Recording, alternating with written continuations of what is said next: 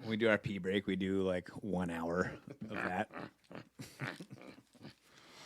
Okay. You ever get the feeling that everything in America is completely fucked up? You know that feeling that the whole country is like 1 inch away from saying, that's it, forget it. Let's see, Hey, we're Twister on, Man. Now look, here's a 92 house full of FM bees. tonight. It feels like You think nice the honey cool badger little cares? band It doesn't give a so shit. Listen, let's get one thing straight. Price is right. Guns don't kill people. I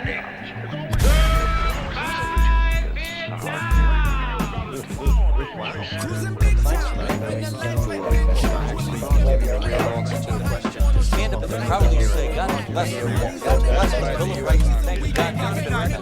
I'm not ashamed to say I'm proud to be the country. And I'm proud to admit, on camera and on camera, but I will never. Children of all ages, welcome to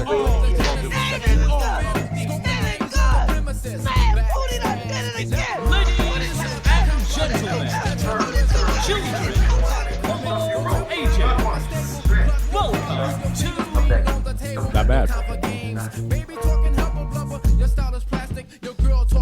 I'm the king of New York, running out from Big City. I'm the king of New York, running out from Big City.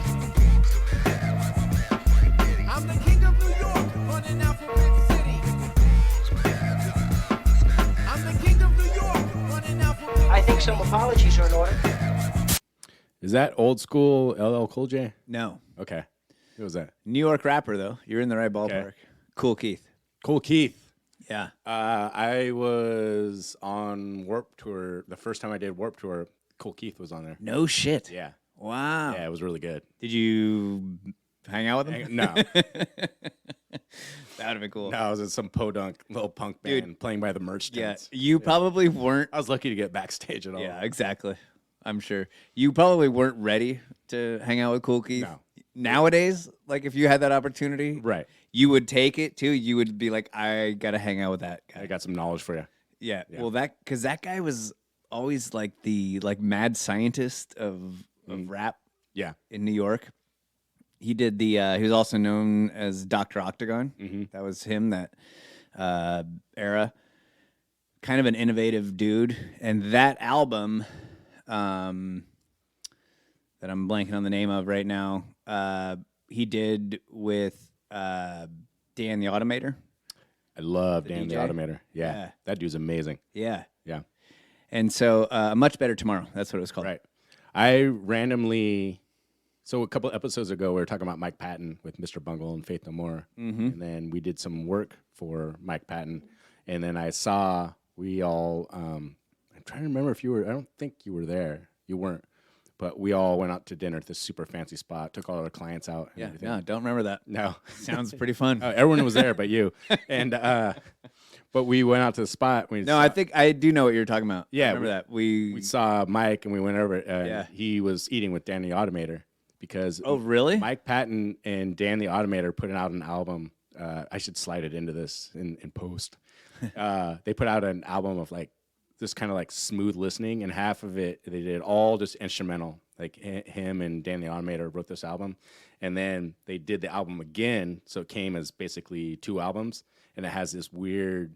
They overdubbed like weird, like old school 70s like motivational like weird speeches over it, and it's fascinating. There's one song in particular that is one of the smoothest jams you've ever heard in your life. I got to check that out. Yeah.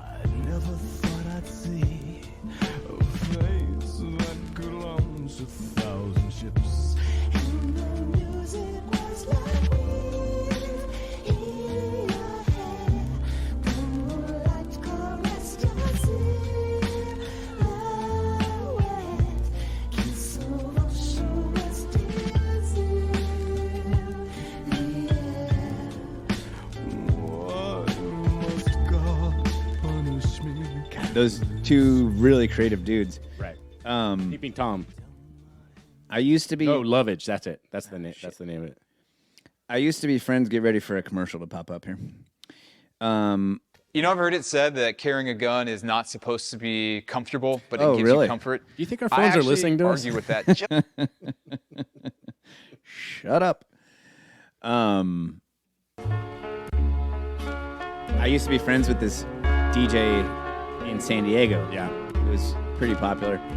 And he always talked shit about Dan the Automator. Oh, really? Yeah. Why is that? He just said he was kind of a dork.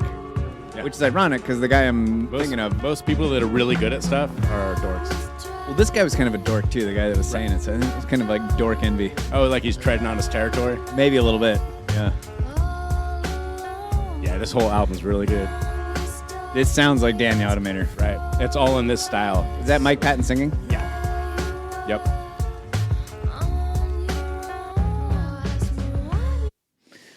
That wasn't Mike Patton singing. Okay, so that's Jennifer I was joking. Charlesworth. Sorry.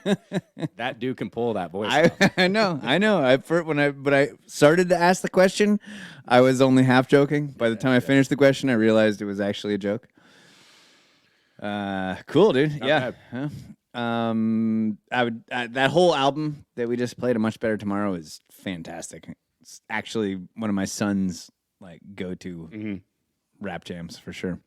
So the one thing that you are more of a hip hop guy, especially with the old school stuff, and I was like very, very selective about the hip hop stuff that I liked. And then I got back into it in the '90s with the whole Hieroglyphics crew, like Souls of Mischief. When I found that album, I'm like, I gotta get back into this. And then found like Dell, and then you find because they start putting it in skate videos. And me being kind of a conformist, conforming nonconformist, I guess you'd call it. Like, I guess okay, cool. Now we're supposed to listen to Spice One. Listening to that is this, and you're gonna hate this. This is gonna drive me nuts, but I'm going somewhere with this. Is this came up on my Spotify just like a week ago.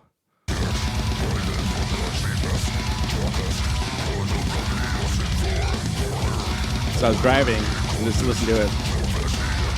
And I looked over at it, and I'm like, why? Like, who is this? I'm always like, I'll put on just like kind of a playlist sometimes. And the name of this band is called Splattered. And when I saw that, I was like, why do I know that? Something's like sticking out to me. Like, I'm somehow like have some kind of connection to this or something. And then I looked up the band, and when you hear music like that, like the little bit that you just played me right there, if you heard that for the first time, would you think this is good or this is ridiculous? I love this. You thought this is good? Oh yeah, yeah. So that's why I looked at the name. I'm like, I really like this. Like, take note of like who this band is. And when I looked at the name of the band, It sounds ridiculous to me. Well, yes, and I realize that.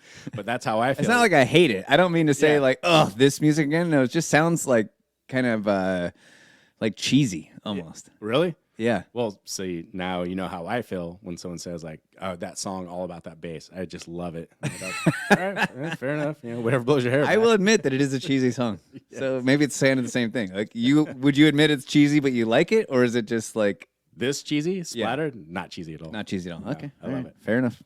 I don't know it. I don't know it. So it's not my thing. So I looked up the band Splattered because the name stood out to me, and then I looked at the members. I was like, wait a minute, that guy looks really familiar. Travis, the guitar player, and I was like, oh my god, like I met this guy. I don't remember how. I got a call from him like, hey, would you be interested in starting a band? And so I met this dude, and we started like writing riffs. Wow. I was sitting in the studio, and I remember the first thing, and I was already working on another band. I was like, I can't do two bands. Like, I got to decide, and the other one was just starting to kind of take form, and so I told him like, we jammed a couple times, and we kept trading like riffs back and forth. And I've always wanted to play in a band like this. I hadn't before. And the delineating factor is because he would send me stuff to put to a click track, and the click would be at like 220 BPM. Just like yeah. I was like, I would, I take playing very seriously when I was playing. I was like, I would have to just, it's mind-numbingly difficult to play this music. Right. Like I know it sounds like nonsense or silly or cheesy. But to be able to play this stuff proficiently is like next to impossible. Okay. And then you got to go like, I got to find a guy that's insanely talented, insanely like driven and committed to his craft. Right. And then that wants to do this with it. And so he's not a fucking completely unhinged from reality. So like it's a narrow pool you're drawing. Totally. From. Yeah. I can see that.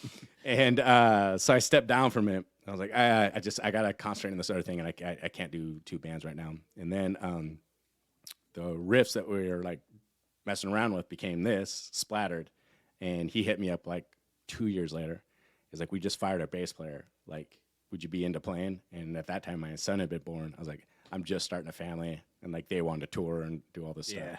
So I don't want to say I was the original bass player for Splattered, but pretty close. Okay. Kind of like the who's the actor that was the original bass player for Josh Brolin, RKL, Yeah, Riches on RKL. LSD. Yes. Yeah, like technically, I mean, this is what became RKL. Try to find like confirmation of that on the internet. It doesn't exist, right? Yeah, same thing. Exactly. So I've been going through all of our music for our intros from episode 0 to now. I'm about 2/3 of the way through. And I thought that we'd never repeated artists. Okay. That was but we're always just kind of, I'm always going off the hip when I pick the music. I don't really know what's what. Yeah. But I have a rough idea in my head. Turns out, so far, 2/3 of the way through, there's 2 artists that we've repeated. Really? Care to guess who they were? One of them is a band that we both love and adore. Firehose. No. Rocket from the Crypt. No. Hot Snakes. No. Older. Classic rock. Boston. Okay, got it. The other one might surprise you. Okay. And I didn't know. You say Spin Doctors. Well, we have played Spin Doctors twice now in the intro section, but one of it was that commercial that you made. Oh, okay. That one time. Okay, gotcha. So that doesn't count. Okay. This band, because I was under the impression that I had never repeated bands, but you and I, we were talking earlier today when we were getting hammered at the bar that you forget sometimes the things that we talk about on the pod. You don't know if you're repeating yourself. Sometimes it's in the same episode. Which is fine, because I'm sure we don't have any of the same listeners that we did from the beginning. So, dude, the thing about Klaus Schwab that we're the point, you're like, dude, stop. You already talked There's this website called Deagle, right? You're never going to believe this. No. Anyway, so this band that we picked twice now is the one and only Cypress Hill. Oh, really? Yes. That is surprising to me. Isn't it? I know. Yeah. You'd think that would stick out, but yeah. All right, moving on. I'm just gonna go ahead and jump into what I had to say, because I think what you had to say was a little bit more. There's no way I can recover. Yeah. Let's say that. Right. So I better get mine out of the way first here. Yes. Did you hear this clip of Joe Biden telling us that our children were not our children, but they were No. the The nation's only one children? I remember, so this, I'm guessing, dovetails with the clip from Melissa Harris Perry that we played in the Lean Forward campaign promoted by MSNBC about getting over the notion that you own your children belong to everyone. It's a communal effort, which I found to be one of the most abhorrent. Who said that? Melissa Harris Perry. Who's she? She is a fucking psychopath.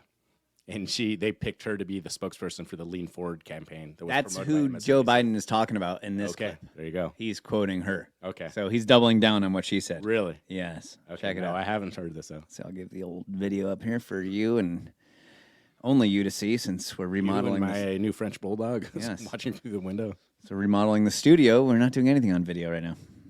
It's dusty in here.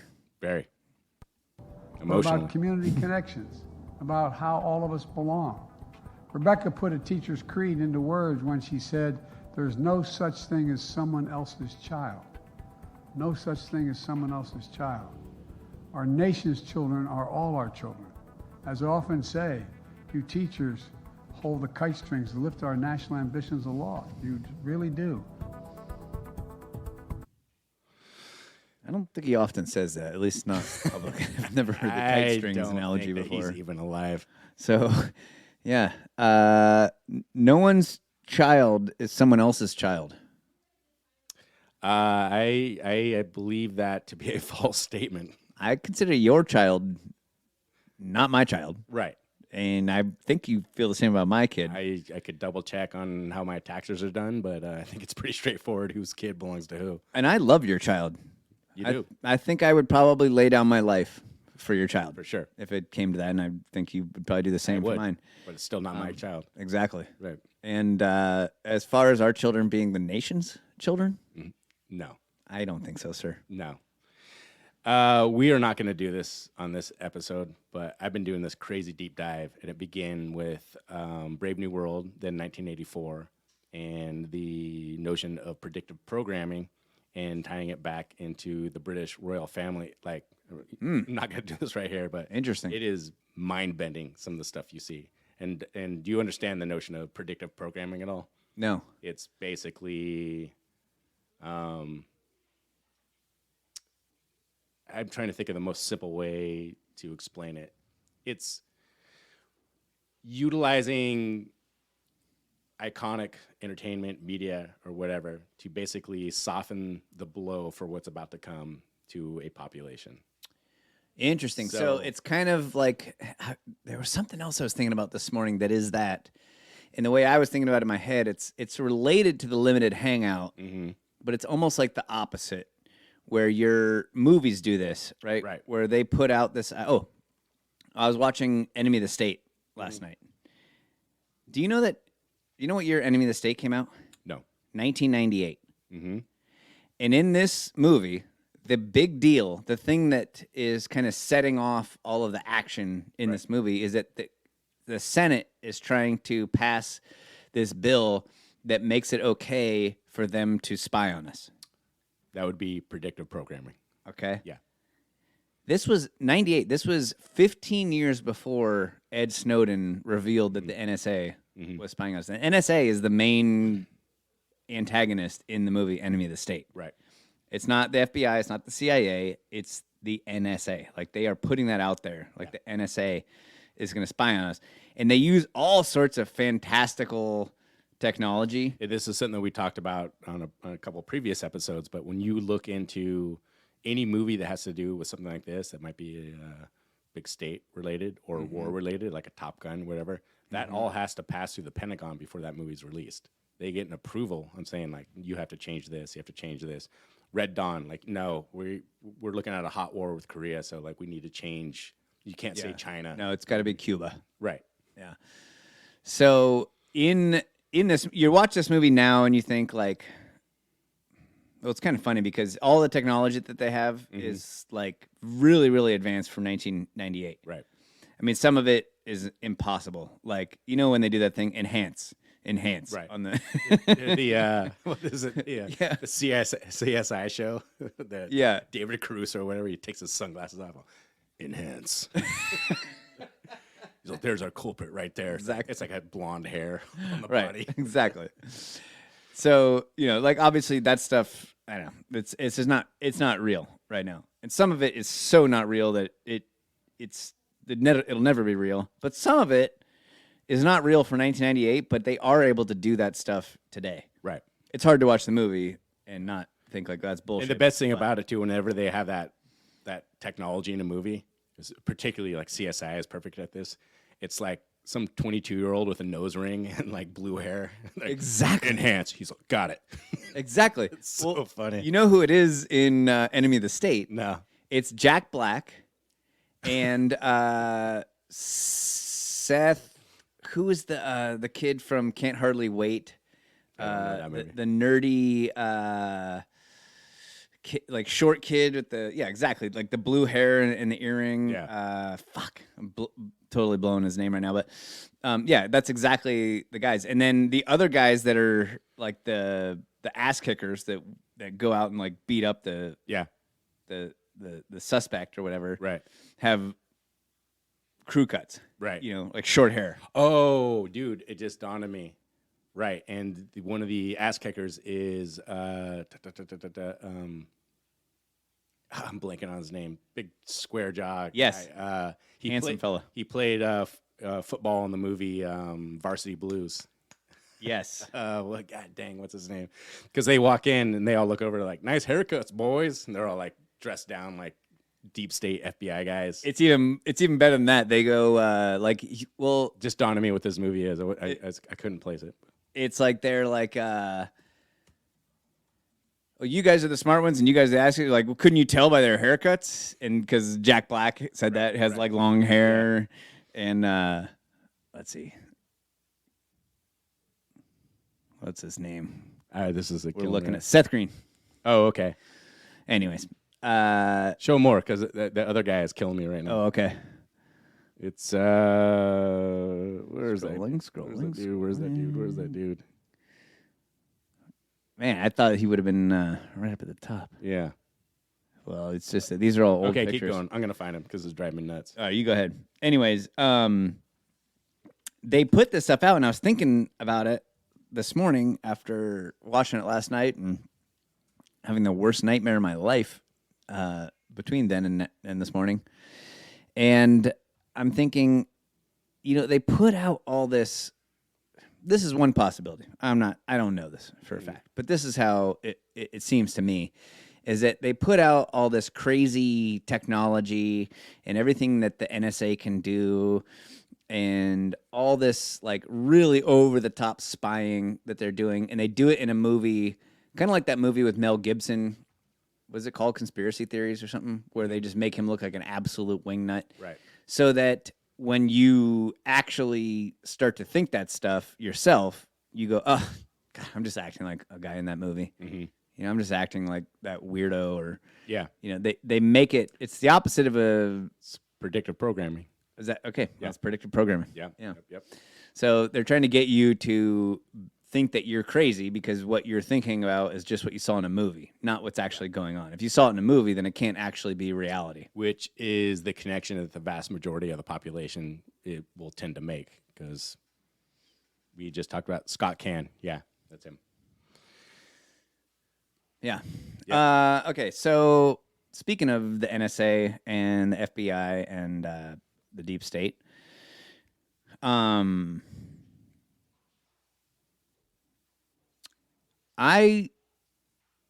did you see the FBI's glossary of REMVE terms that came out? Is this the ones that are used as markers or flags for potential domestic terrorists or extremism? Exactly. Yes. Do you know what REMVE stands for? I don't. Racially or ethnically motivated violent extremism. So what I saw had nothing to do with race or ethnic. Huh. Interesting. What did you see? I just saw the list of here's the list of FBI terms used that they're looking out for, things that pop out to them. This is a potential domestic extremist or terrorist. That came from this. Okay. So this is an offshoot from what I'm talking about. Yes, Okay, the glossary terms that you saw Yeah. was derived from these REMVE. Yeah. And when I saw that, I was Glossary. like, well, I'm definitely on the list. Exactly. I thought it wasn't before, but I know. Well, you definitely should be. So if you've read Mein Kampf, just living my best life, brother. reading Mein Kampf, which I really want to read Mein Kampf because I think that it would be interesting to know kind of what Hitler was all about, so that you can understand what extremism in that form really looks like. Would you be? I mean, we don't have to do this now. Like, do you want to read this? Part of the book club is like to see like maybe like where he got his ideas from. I know where you're going. Okay, well, another episode. Yeah. So, but I'm afraid to give you a hint. They're from America. Yeah, I'm afraid to order Mein Kampf on Amazon. Mm-hmm.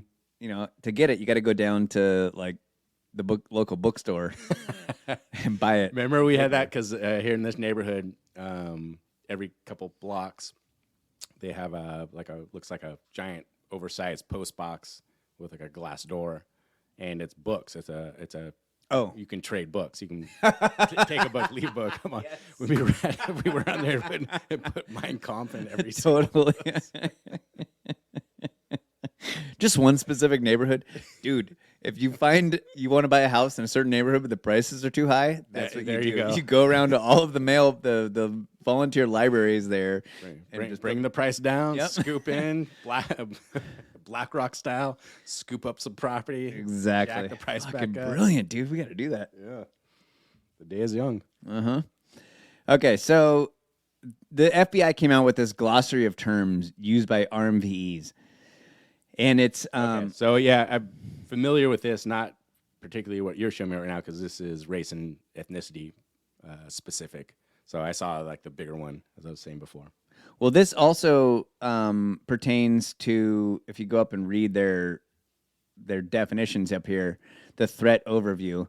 They talk about this is not just about white supremacists, but it's actually two groups: white supremacists and involuntary celibate violent extremists, IVEs, also known as incels. Mm-hmm. It's really interesting to me that they would single out incels. Yeah, But what are they? If I had to be scared of one type of person, incels would definitely be on my list. There's some unhinged people. I don't really think they're that dangerous, though. I mean, they have done some bad. People that identify in that way as incels have done some bad things, but I mean, what group hasn't? Right. You know, I think that the FBI they're doing their classic kind of divide and conquer. You pick groups out and isolate them so that the rest of the society thinks that they're bad, and then they just whittle down society until you're left with a few basic groups that you can identify with to be considered safe. I feel like that this subject is one of those things that if you brought up with someone, you start to get the eye roll. Like, all right, here you go again. I probably get this with your conspiracy theory. I'm reading the FBI website. I don't know how much more of a direct connection that you need. And what's so like eye-rolly about it is the terms that are on here. Alt-right. So alt-right is used by everybody. Yeah. The left-wing media loves I've been using thinking alt-right. a lot about this because I just got into town, right? I had a huge drive this morning, and I was actually thinking a lot about this. And what else? I don't know how much I mentioned to you before, but so we take the notion of the alt-right, and I was thinking about the political binary way of thinking is maddening to me. It's intellectually lazy, it's counterproductive, and it's fucking boring, actually, to listen to. Because I was having a conversation with a friend over the weekend, and we were talking about this idea. And it's almost impossible to have a productive conversation if that's how someone thinks, right? Because if I only have the capacity, the intellectual capacity in my brain to hold two placeholders for, as it pertains to this conversation, you're right or you're left, right? Liberal, conservative, which are two totally different things. Or the most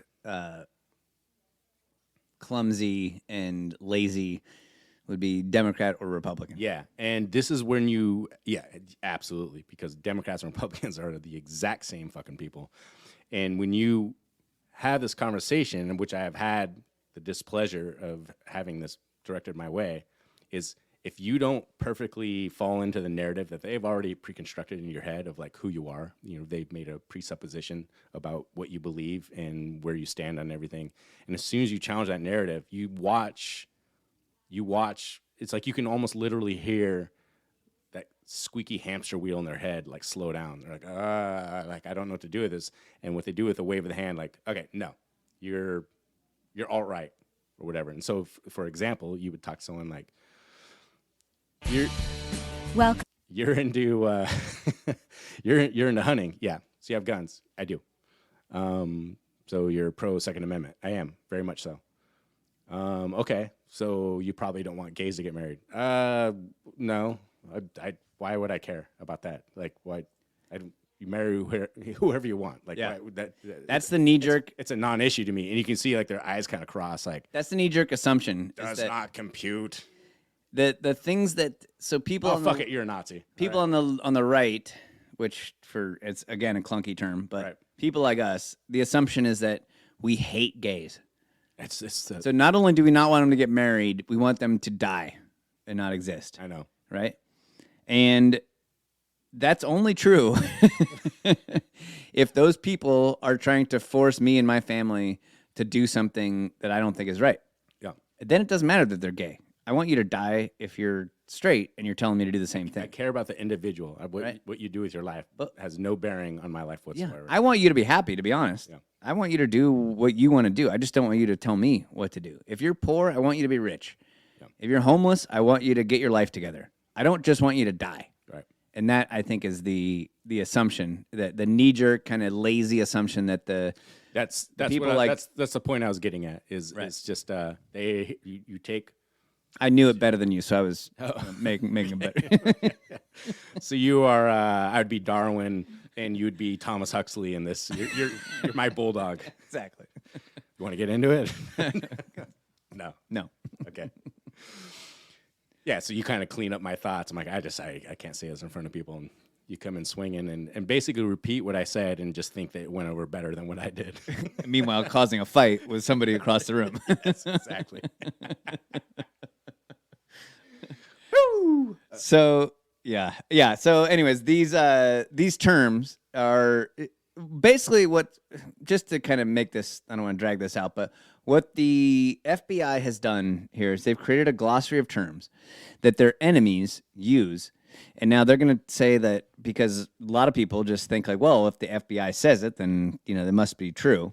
And a very unfortunate way to go through life. They're just defending America and America's values. So here's a list of things that our enemies, they don't say that part out loud, say. Yeah. So if you hear people say this, you know that they're your enemy also. Right. Just make it easy for you guys that don't really want to think about anything. And with the added bonus is this way, you don't have to think about anything critically. Exactly. For you guys that don't want to think about anything. On a silver platter. Yeah. Here's who you hate. And you're dumb because we made you dumb intentionally, right? We defunded, well, not defunded, but we made your schools into indoctrination camps that don't teach you actual thinking. We just teach you to pledge allegiance to the government and do your fucking homework and show up on time. And even if you don't, we're not going to give you failing grades. We're just going to keep you in the system so that we pump out dumb people that will just listen to what we say and take it on faith. And here's where we get the NPC, like, oh, you guys claim you love this country, but you're always, you're talking about how much you hate the government.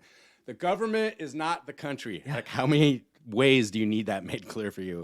How is that a contradiction? It was such a fundamental tenet of the religion of statism. They conflate government and country. Yeah. You say you love the country, but you hate the government. Like, what is a contradiction in there? Yeah. Yes. Yeah, absolutely. Exactly. That's we exactly. Agree. Thank you. You got to grab their hand. High five. Yeah, exactly. And then you get that cross-eyed, like, I'm confused again. I wish there was a way to find out. Never mind. So here's some more terms. You got that look. So whatever you're about to say, don't say it. Yeah, I know. Based. And I will admit, a lot of these terms are only used by people that are anti-government. Right. All right. Which makes them the FBI's enemy. Yeah. It doesn't make them RMVEs or incels or any of these scary things that they think we are. I've used the term based. As have I. I don't think people on the left use based. No, they use woke. Well, we use that too, though. We do, but as an insult. See if we can find any other words that the left uses on here. LARPing? LARPing? I use that. Dude, wait a minute. I use LARPing all the time. Yeah, and I think that people on the left do too. It just means pretending to be something that you're not. Yeah. Right? But what the FBI says... Going into that hipster coffee shop and the guy's wearing the exact same clothes as you, except I'm headed off to rig steel on a construction site and he's making espresso. I'm like, you're kind of LARPing as a construction worker right now, which is I don't think the left would say that because the left doesn't have jobs working on a construction site. That's the point. They're slinging coffee wearing the same outfit as me. How would the left would be like, oh, that guy's totally dressed like a barista, but he's obviously going to work on a construction site slinging steel. Filthy blue-collar job. All right. LARPing, a term which stands for live-action role-playing, originally meant to describe a role-playing game in which participants act out their roles as fictional characters. RMVEs and their associates use the term online to deride individuals accused of not being as extreme or in possession of skills or other valued characteristics but they claim to have. They're co-opting terms that are kind of common vernacular at this point, at least within the context of slang. And they're going like, well, these people also use it. I'm like, well, so what? Like, what do I do with that? That's the whole point here. The FBI has created this glossary of terms. They don't actually either. More likely, they do know what they're doing here. But what it sounds like is that they don't know what these terms mean, and so it'd be like you gave it to your mom to come up with the definition of these terms. Make sure you frame it in a way that makes the people look really bad and racist. Right. And so that's what I mean. Based, pretty common trope. Based, the definition of base, RMVEs, which is racial or racially. This is so just typical government bureaucracy, ridiculous, just nonsense. It's so fucking juvenile. Like the intellectual foundation of this is so ridiculous. What do you consider? Like, it would be like saying, you want to go to the MoMA? Not a big fan of modern art. Oh, you know who else who hated modern art? Hitler. Mm-hmm. Like, what do I do with it? Like, okay, I guess I'm going. Like, no, I still fucking hate modern art. It's stupid. Right. This is the same kind of line of thinking behind this list that's being made. Yeah, both opinions, by the way, are dumb. You should go to the MoMA. Just check it out, then decide. I'm not going to the city, but go ahead. Good point. So don't read it. What do you think that? How would you define based? For me, just man. Or how is it used? Like if you're explaining based it is the guy that's just aware of what's outside the 3x5 acceptable card narrative, the acceptable narrative. Like someone that's just has, whether right or wrong, but has done some kind of critical thinking and outside research to come to their own opinions. I would call that based. I would more or less agree with that. Okay. What the FBI says based is RMVEs use the term to refer to someone who has been converted to racist ideology or as a way of indicating ideological agreement. Yeah, no. Which is not It's stupid. I'm sure people use it that way. Right. Retards probably use it that way, but most of us don't. Is retard on this list? Should be. Is this like Wikipedia where we can it's open sourced and people can add their own stuff? Okay, red pill, which is kind of the same, Use it all the time. similar term, Yeah. has a similar definition. It's funny, we've come like for I don't know what in the last 3 years or whatever. Like 3 years ago, it was like you bring up the term the red pill and people look down their nose, or they cringe or like, oh, you're like one of those guys. And now the term red pill, I'm like, I don't know, it just seems like something my parents would say. I know, it's become a boomer term. We've kind of moved on from that kind of stuff. I had a friend. I wonder if that's talking true, A while though. ago, he was talking about, what's your podcast about? And he was like a far lefty dude. And I said, like, anti-authoritarian, just anti-tyranny, just calling bullshit on everything, anti-military industrial complex, anti-deep state. And then, to be honest with you, just, getting into quote unquote conspiracy theories and saying like, wow, that turned out to be true, as it turns out. He goes, oh, what? Like, you guys are talking about like the Bilderberg group and stuff like that? I'm like, how old are you? The fuck is talking about the Bilderberg group?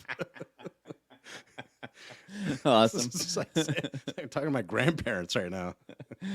That's great.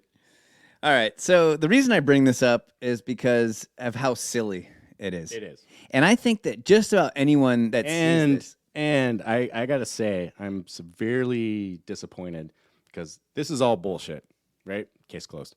And the Telegram, I've been finding these Telegram channels, like, there are some fucking crazy people out there.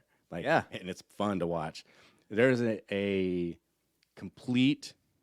full channel dedicated to Aryan gnomes and how they exist, and they live in the hills, and they come out, and like with produced videos and articles that cite sources, and like the fact, I almost want to text the guy. I mean, I'm sure I'm already on these lists. Like, you got to get on this list, bud, if you want to be legit. Totally. Yeah, the fact that they don't have Aryan gnomes on this list, it's like, it's just so lazy and obviously designed to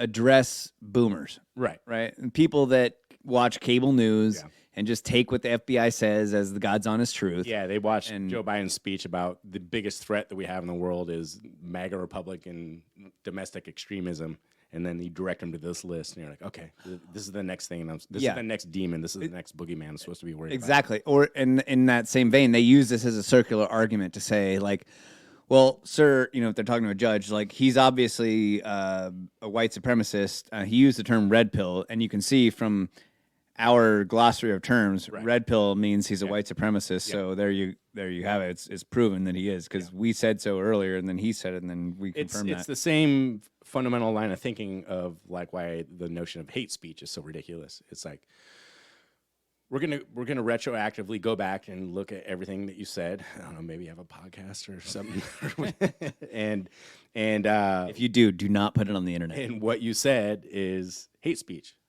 According to who? Well, us. We decide that. Who's you? Well, me and this hysterical Facebook mob that I've assembled. We have decided what you said is hate speech, and now we've made hate speech a law. So therefore, what you did is illegal. It's ridiculous. It's the most just completely absurd notion you can think of. Yeah. And it's one of the most anti-free speech things I can think of. It's like it's so completely subjective. I'm relying on you people who are clearly mentally unhinged and angry about everything in the world because you're, whatever reason, is you guys get to decide what ideas are, what comedy is appropriate. What can be said in a song, what can be in some kind of art, what can be done in a TV show, what can be said on a podcast. It's completely one of the most socially destructive things I can think of to do. Yeah. That being said, the reason I brought this up, actually, I got to go pee. Okay. Then I'll get to that. A lot of the establishment. Well, your ideas and values, they may work for you, but they don't all work for me. As far as I'm concerned, some are with it, and, well, some aren't. That's a hard one to say. It's hard to say. Well, wash your ass every day. Wash your whole body every day. And brush your breath at least 2 or 3 times a day with your teeth. And then, wash that face. Do any of these things prevent venereal disease, besides the rubbers? Carry some of your herbal or salt or pepper around in your pocket stuff, and it open it up in your pocket and get mixed up with your lint cotton. Or mess with the flavor, because when you take the What this glossary of terms is doing is communicating to dog whistling, if you will, to the people who take what they're fed from cable news as the God's honest truth without having to put any thought into it, right? They're just plating it up for... Hold on a sec. I'm going to get me a beer. Go on.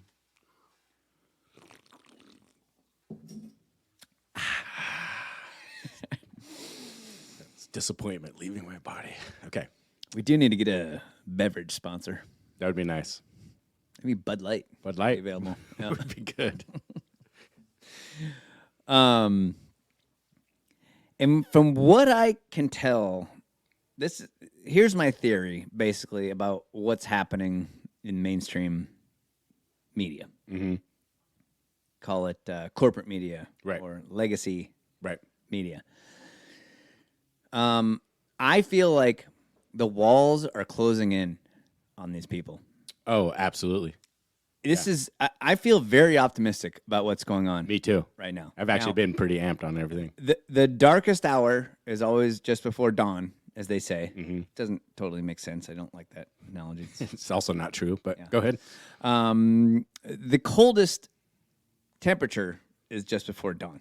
Okay. All right? Because the sun has not been shining for the entire night. I understand. And it's about to shine. I get the metaphor. Then At which point the sunlight will warm the earth. Okay. So what I see happening... I hate it when you do that. Maybe there's some listeners who are a little slow. Okay. I wanted to make sure they got the analogy. If someone did just rewound that. Hold on, one more time. Let's do that in post, actually. Okay. the bad guys who are trying to take control of America and usher in this global, fascio communist world government, right?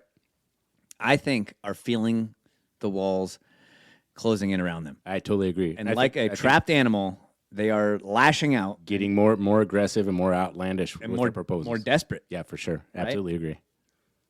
Now, Fox. This isn't the first time Fox News has fired a popular host. Bill O'Reilly. Yeah, but Bill O'Reilly, there was a reason. Right. There was he got Me Too'd, right? Yeah. Yeah. And Bill O'Reilly was not the extreme voice. No, he was a pretty typical late night, older demographic, boomer conservative. Yeah. Right. And so, pretty much towed the deep state line with everything. Never got outside his lane. Even today, he comes on Glenn Beck every once in a while when I'm listening, and even Glenn Beck is just like, Jesus, dude. Like, put together. He's just a straight up out of yourself. He's fairly, neocon conservative. Yeah. Maybe neocon's not the right word, but Republican, dyed in the wool Republican, very straight Republican. I'd say chicken hawk, pro military industrial complex, pro towing the party line. Spent a lot of his time just on other establishment Democrats and everything. So there's nothing, at least from where I stand, nothing of value or interesting or unique in any capacity. He never had any really it's innovative kind of thoughts about what was going on in the world. That he embodies the stereotype of Fox News. If you're a lefty, like, what's Fox News? Like, I don't know. And you start saying a bunch of stuff. Like, yeah, that's what Bill O'Reilly would say. So yeah, I would think that if you ask Fox News today, they'd love to have Bill O'Reilly back if it wasn't for the Me Too thing. Oh, for sure. He fits the mold perfectly. Yeah. Now, Glenn Beck was also fired from Fox News. Mm-hmm. I mean, in case you were living in a cave, I'm referring right now to Tucker Carlson being fired, or if you're listening to this in the year 2050. In your 15-minute city eating your bug burger. Yes. Be like, what the fuck are these guys talking? I've never heard of any of this stuff. God, that's an interesting thought. Yeah. Let's film that video.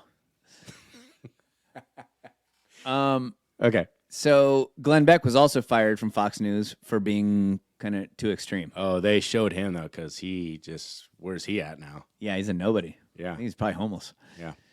Tucker Carlson is 10 times the presence. He was the highest rated show on all of cable TV. In history. In history. In the universe. Yeah.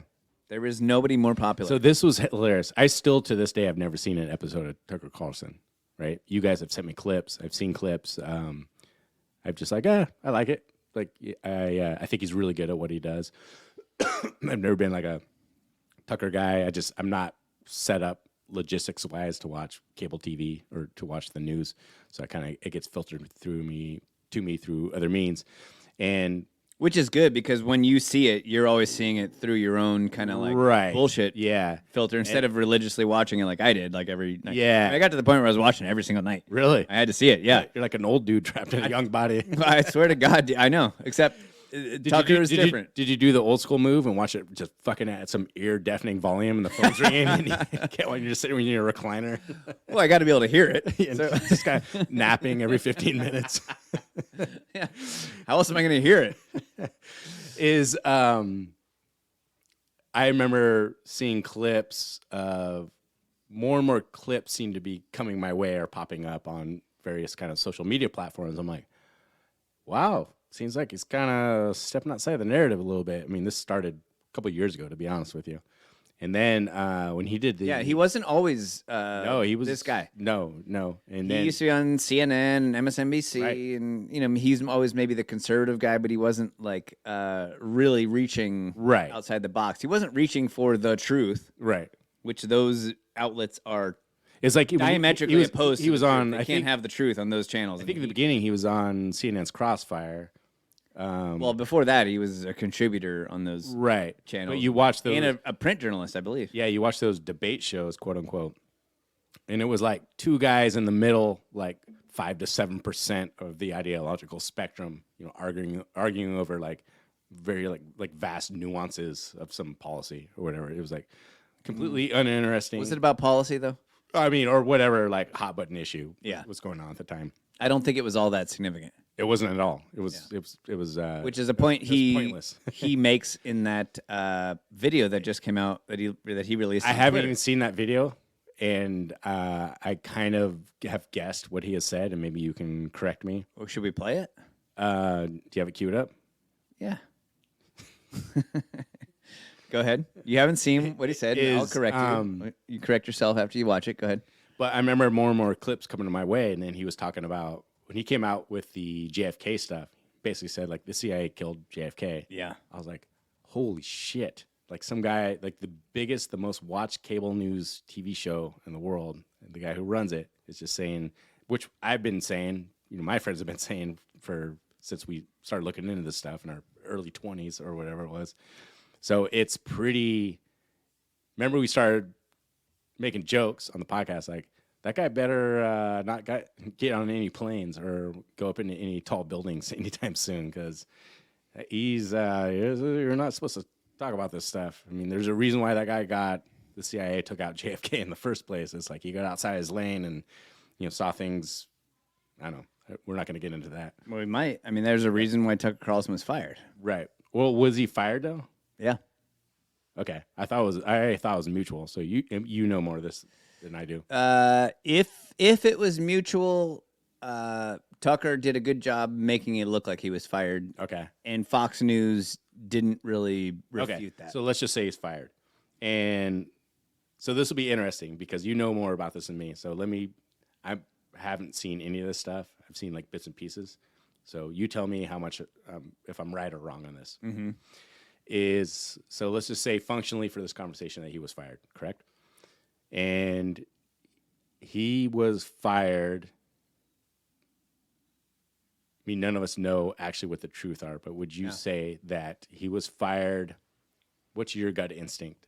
Is that he became big enough, he's like, I can talk about the things I want to talk about, and this is important. And I'm seeing complete fuckery just rife within our government and our deep state. And I'm going to start calling it out. Yeah. He started calling it out, and they came at him and said, like, yeah, you can't say this stuff. You can't say this about adverse events, about the vaccine, for example. 75% of our ad revenue comes from big pharmaceutical companies.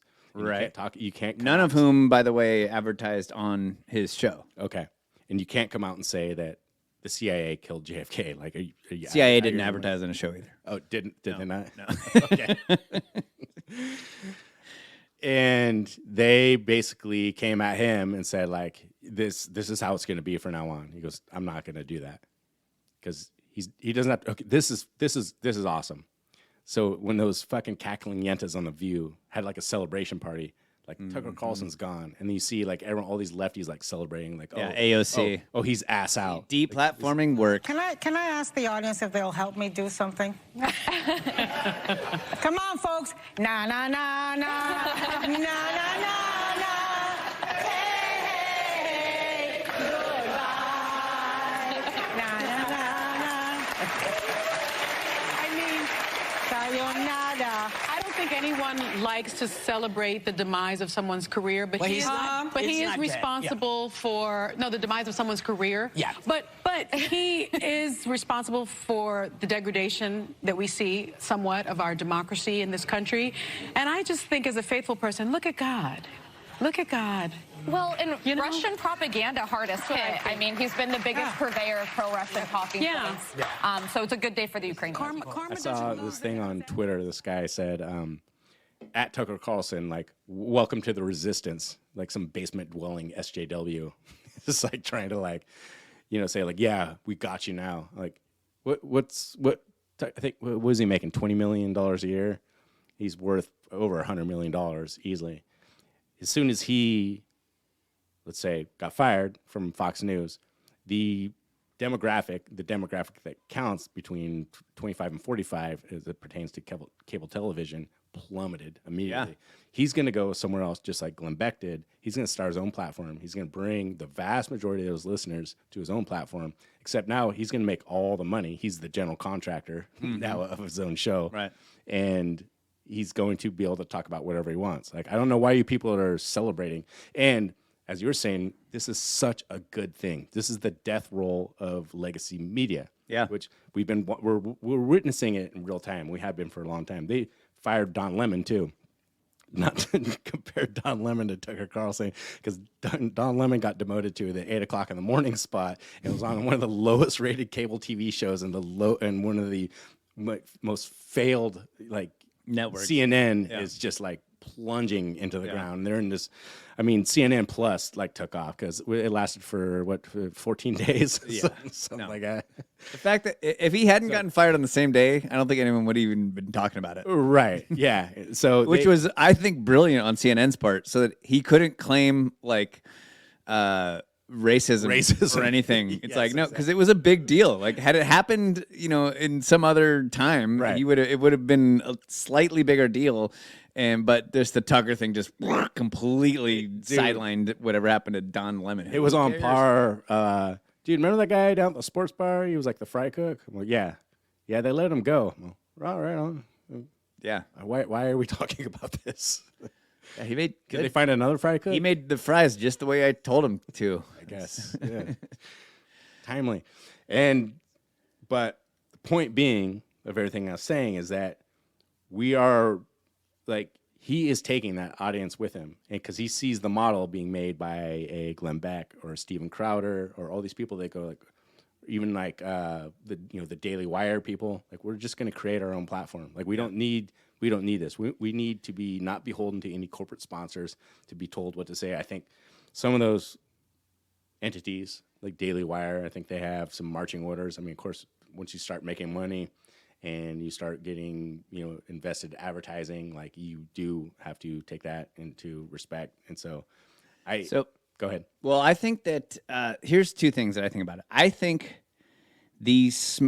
for one, I think cable TV as a thing, it's dead, is dying. Yeah, right. But it's still the best. It is dying, but it is still the best way to get your channel in front of people's eyeballs, because everyone has cable. I know you don't, and I technically don't, but I have YouTube TV, which is cable, but just through the internet. Right. But you throw a rock at a house, you're going to hit a house that has cable. Mm-hmm. You'll see the line going there from the telephone pole. Okay. Good indicator, right? Exactly. That's how you know which house to throw the rock. Okay, I got you. You're doing it again. Just got to make sure I'm walking people through this. If I was Tucker Carlson, and I'm just putting this out there in case it does happen, and then we can say, I called it. Mm-hmm. If I was Tucker Carlson, I would go to Newsmax. Do you know what Newsmax is? Marginally aware. It's another cable news channel that's super conservative, right? I don't know, super. It leans conservative, I would say. Okay. There's no such thing as a cable news channel that is super conservative, because advertisers, do you ever notice who advertises? Well, you don't watch Tucker Carlson, but no. The people that advertise on Tucker Carlson are MyPillow and the newest blender on the market and the fucking shake weight. It's like, dude, are they still running those shake weight commercials? No, but you can imagine the equivalent that's out there today. That's what advertises on. That's who advertises on Tucker Carlson. Talk about indoctrination.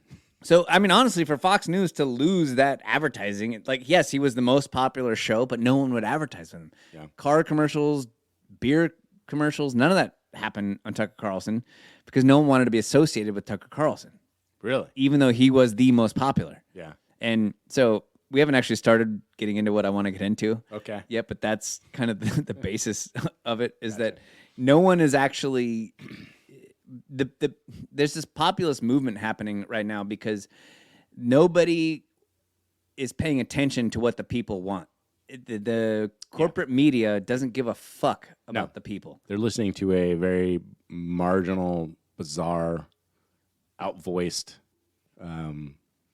overly representative, fringe 10%. Who are the corporate media. Right. They're the fringe. Correct. They're the lunatic fringe. Yes. If I was Tucker Carlson, I would go to Newsmax, who can't afford him. Mm-hmm. I mean, no one can afford him, really. Right. For the audience that he really has, right?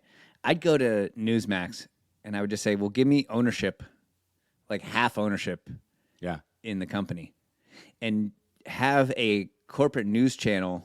And I don't know shit about this. I could be way off. There's probably some reason why this wouldn't work. But assuming it would work, have a news channel that was a Tucker Carlson-minded news channel. That is a news channel that didn't give a fuck about what was kosher to say on TV or not, and actually addressed real problems that the population actually cared about. Right? And make the advertisers on that channel tons of money because it wouldn't be that expensive to advertise, and the whole world would be watching. I mean, more people watch him than anyone else. Like, it's just like basic math. It makes so much sense. And then he would own the whole news channel, wouldn't be subject to being fired, or maybe he owned 30% or whatever, and could actually influence the direction of the channel. And then we could have a whole Tucker Carlson channel and not just his show that is in conflict with everything else that's happening on the channel. Because I still think that cable news is important. I mean, it's like I was saying, everyone has cable. They don't want to have it. It's almost like you just think you have to have it. It's like one of those things, well, I got to buy gas. It's like, well, I got to have cable. Yeah. You know, even kids that have no money and no, a shitty job, they have cable in their house so they can watch football on Sundays or something. Yeah. Do you, I had a thought about this, I had fatigue whenever like something's front and center all the time. I can't listen to this anymore. I'm kind of done. Every podcast talking about it, every news channel. I'm watching the Yentas on The View or like celebrating. And like, hey, by the way, if you find your political opinions perfectly aligning with the chicks on The View, like, take some stock in like how you're getting information and what you believe. You know why it's called The View? Because I think they're trying to draw like kind of a picturesque metaphor that it's like a piece of glass in the earth and you're looking into hell. No. Okay. Good guess though. Okay. I could be wrong. I believe it's called The View because they originally tried to have people from different viewpoints. Oh. All kind of talking about the same issue. Gotcha. And so it was how'd that work out? Yeah, doesn't seem like they differ on anything to me. The most conservative person on there is just wrong about everything. So it's a horrible, horrible show, but it makes for good content. It's kind of like our vice president, who, fingers crossed, will one day be president. It's very important, as you have heard from so many incredible leaders, for us at every moment in time, and certainly this one, to see the moment in time in which we exist and are present, and to be able to contextualize it, to understand where we exist in the history and in the moment as it relates not only to the past but the future. Stupid Robert Kennedy Jr. ruining everything for us. Yes. I had a thought because you were talking about this. I'm like, okay, like I'll make as I was driving home, I was like, I'll make myself start thinking about this again. And we talked about before that, okay, the bizarre, aggressive celebration that Tucker Carlson got fired, and all of a sudden, like he's hurting. All of a sudden, you're like, what? Like he's dead. Yeah. I was like, are you kidding me? Like he's rich. I mean, wealthy beyond doubt. Right. His audience, no matter what he does, his audience is going to go with him. Like, sure. He's not at a loss at all. And also that this is a good thing for two reasons. And the first one being what we were talking about before, like we're watching the death roll of corporate media, legacy media, which is a good thing. I want it all to fucking die, all the CNNs. I want Fox to die, MSNBC, because you guys are, you're bought and sold. You're corrupt. You lie. You're wrong about every issue. Like, and you're poisoning our entire country with just bullshit that comes out of your mouth all the time. Number two, do you know who Steve Albini is? Steve Albini was a producer, and he was in, I'm trying to think, I don't want to be too obscure. He's in a band called Big Black. They had a song called Songs About Fucking. He's like a Chicago, like, indie guy. Like, uber cooler than everybody else. And I think he came into the mainstream. I mean, if you're into like weird underground music, you've known about this guy forever. But he came to the mainstream.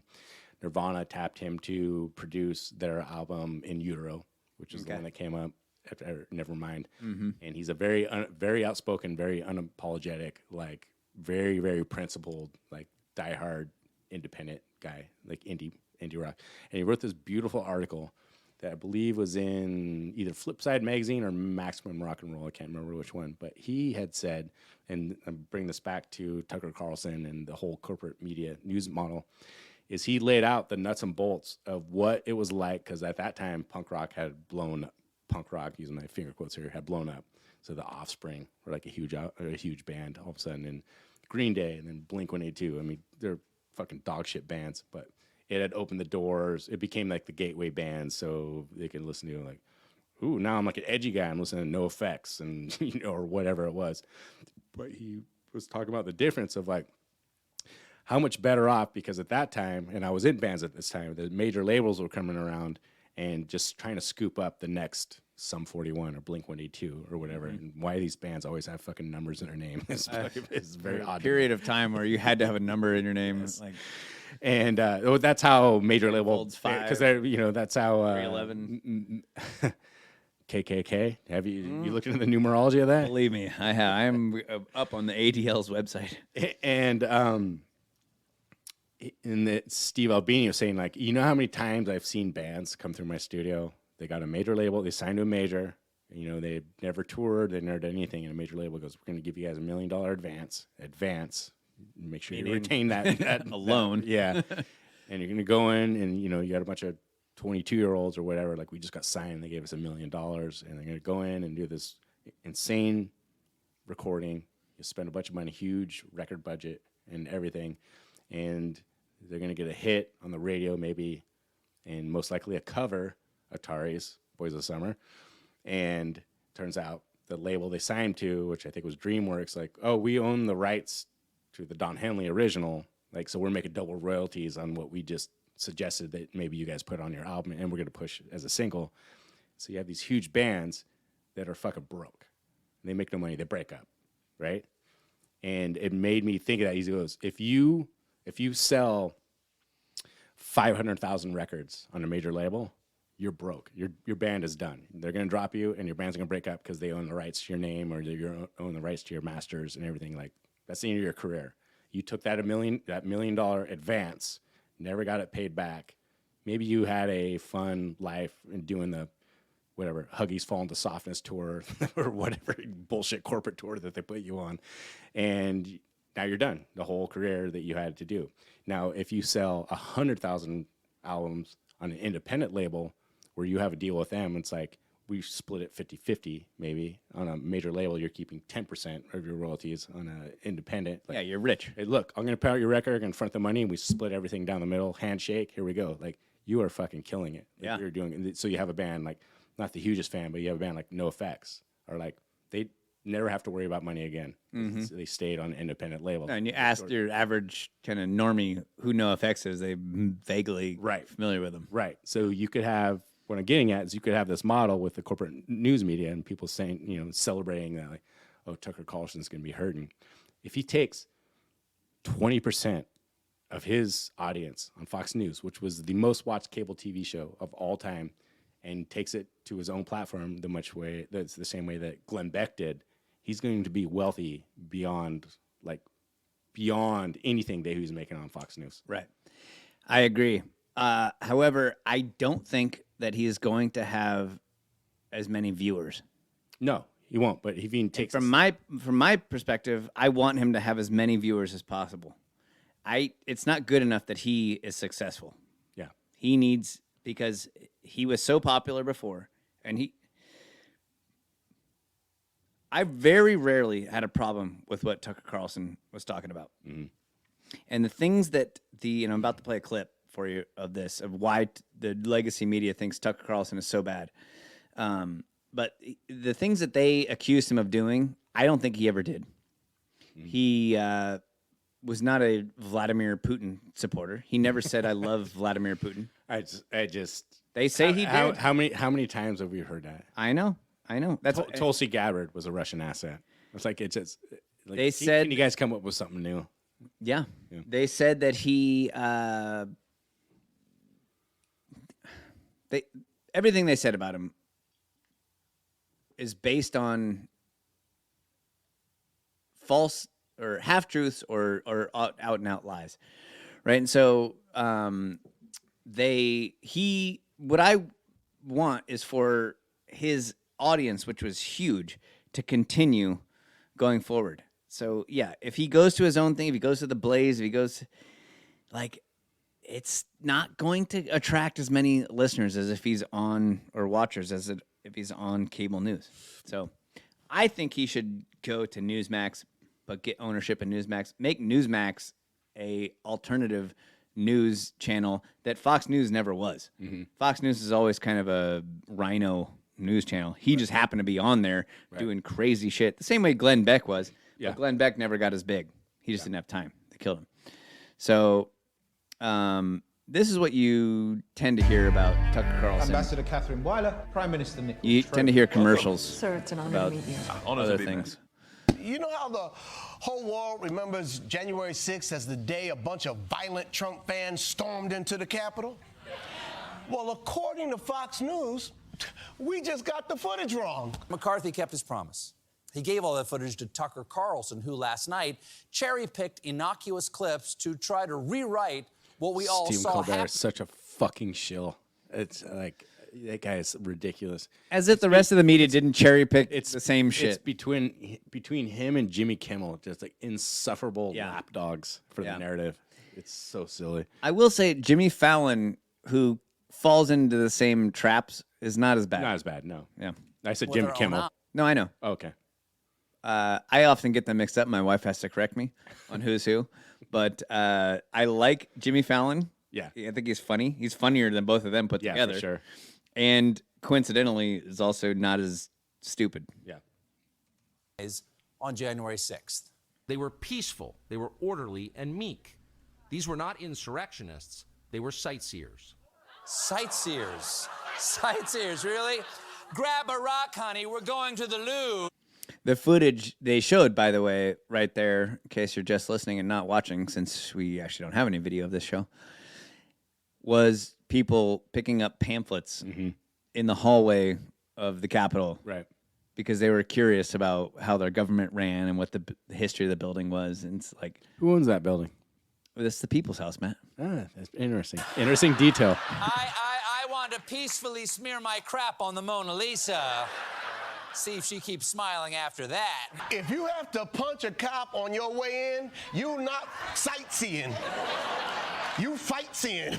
The idea of Tucker Carlson I see what you did being in that mob that day and not wetting his pants is hard to imagine. All Tucker Carlson proved is that you can make anything look better by not showing the bad part. How come they never show 9/11 planes taking off? You think that once the people that a gaslighting you on a joke? daily basis have been revealed to be liars, say in multiple text messages and a $1.6 billion court filing by Dominion Voting Systems, they would pump the brakes. But apparently, some people are just addicted to being I find it hard to understand somebody who has never put himself in harm's way in any capacity for anyone else or reporting a story from Anderson and yet Cooper. has the audacity to try to rewrite history. Tell us about the Thanks in hardship large there, part Cooper. to the former president. There's a whole industry of people who make a good living trying to make you think you're insane. Well, I make a very good living reminding.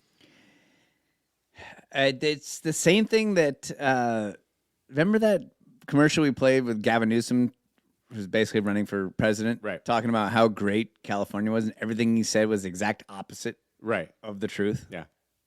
They never can bring an actual argument against Tucker Carlson. No.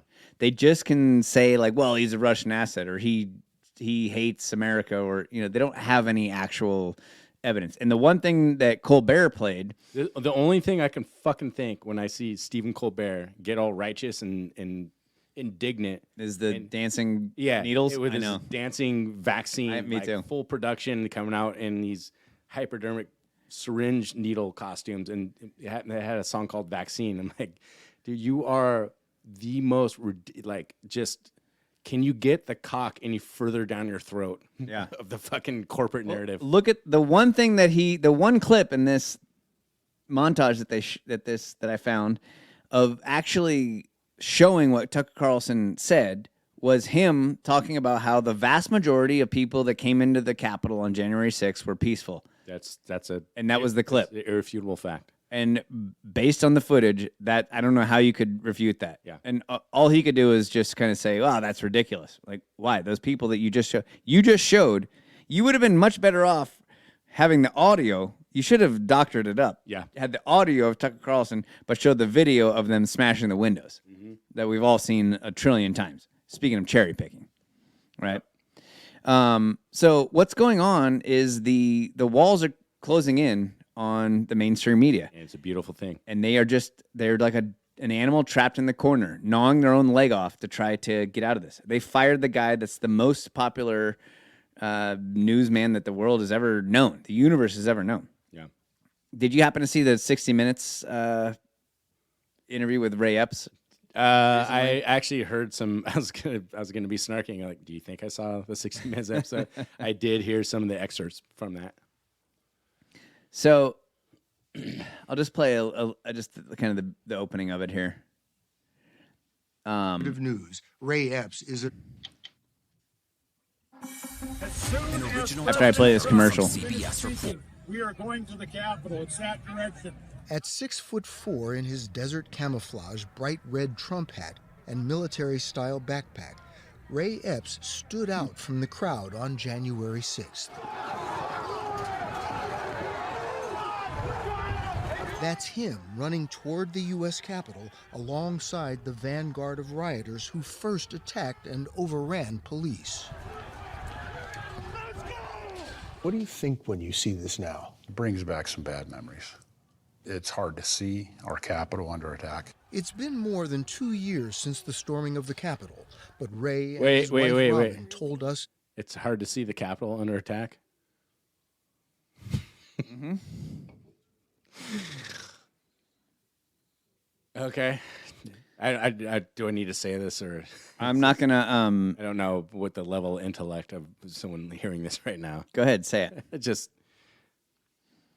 He spent 2 days trying to get people to storm the Capitol. Yeah. Okay. Well, you wouldn't know that if you watched 60 Minutes. No. That night because they didn't show that. Oh, really? No. All they showed was that one clip in the beginning where he goes, "We're going to the Capitol." Notice they cut it off. He doesn't say we're going inside the Capitol. Yeah. We have to storm the Capitol. We have to go inside the Capitol. Inside the Capitol. Which is what he said.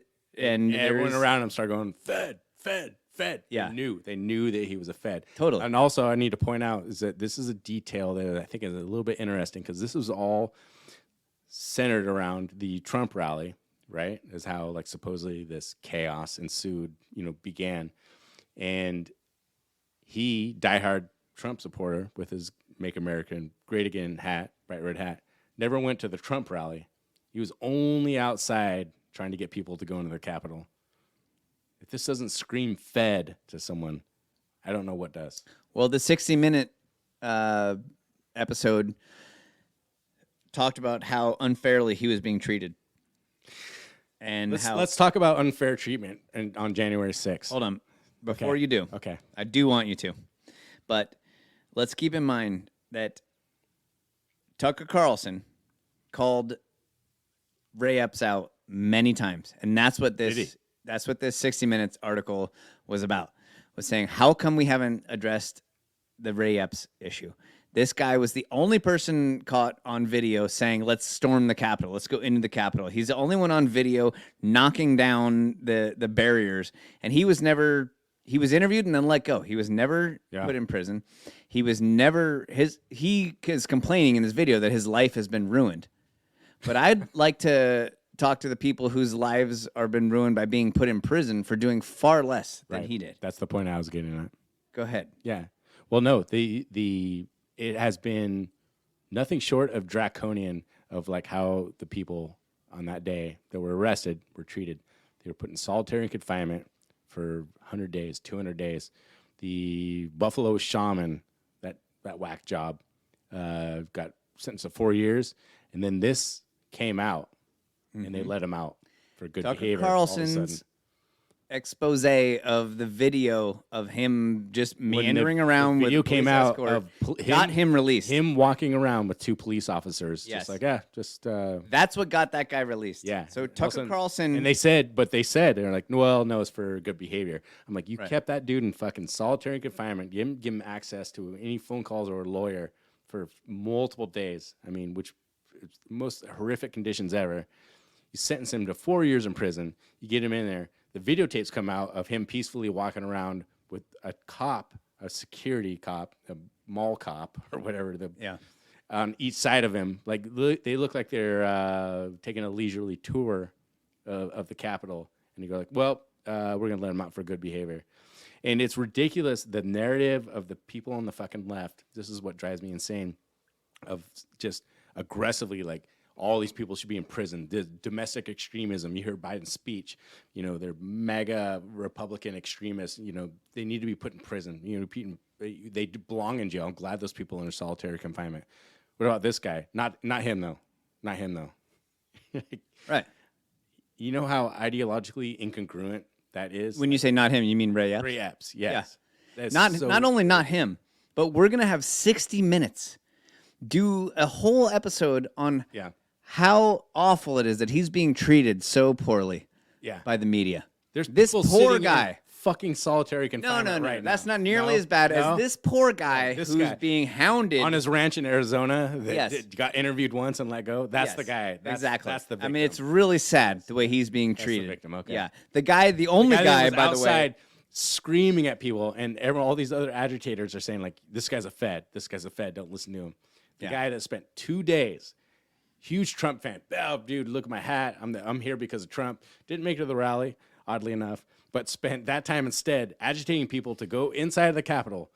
No, not him. No. We're going to let him go. No, that poor guy. Everyone else. The people picking up the pamphlets in the hall there, reading about the government in the house that their fucking taxes. Their house. Their taxes support and pay for. That's the guy that needs to be in solitary confinement. So here's the call to action. Okay. If you guys are loading your magazines right now, I want you to stop doing that. That is not the call. Don't do that. Okay, we're not doing that. This is what I want you to do. I want you to call your congressman. Just kidding. I know that sounds boring. I'm not going to ask you to do that. This is what I actually want you to do. I want you to call into NPR. Very nice. And maybe they're talking about yoga or vegetarianism. Right. And I want you to call in and act like when there's someone that's going to screen you, I want you to do your best to sound like you have a really good point to make. And then as soon as you get on to the NPR channel and Michael Krasny starts talking to you, I want you to say, you know, I am an avid yoga enthusiast, and there's this particular position that I'm into. But before I do that, I just wanted to say, isn't it interesting that Ray Epps has not been interviewed only once by the FBI, and he's the only one that's been caught on tape saying, let's storm the Capitol? I mean, shouldn't we address that first before I talk about Downward Dog? Big time, living the life like Big Joe. Willie Smith, the player, with a hype porno show. Like Goldie, the Mac, laying honeys on their back, clocking G's a week. Your fake Pim Timmy Sweet, riding low down, checking my watch like Frank Nitty. Police pressing up, let me pay off the city. Controlling your town like Sega do.